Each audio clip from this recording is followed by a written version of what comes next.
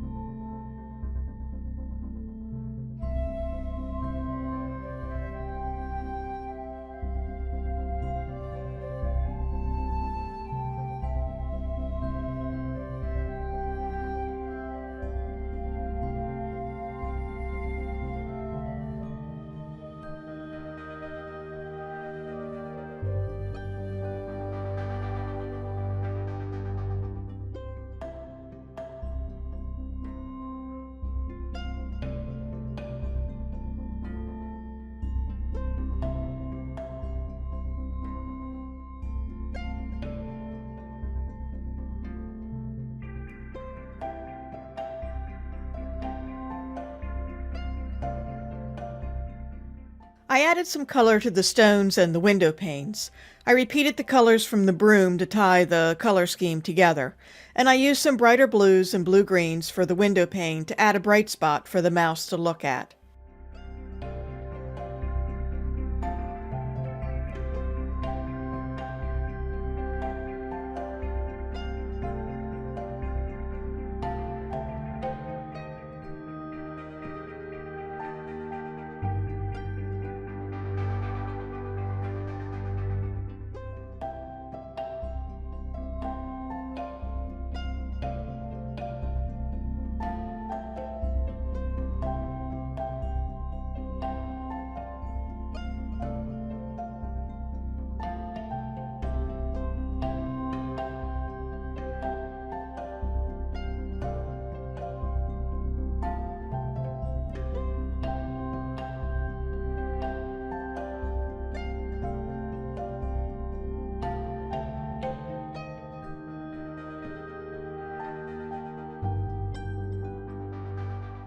To finish up, let me show you the side-by-side comparison of the finished card with the image that I just colored.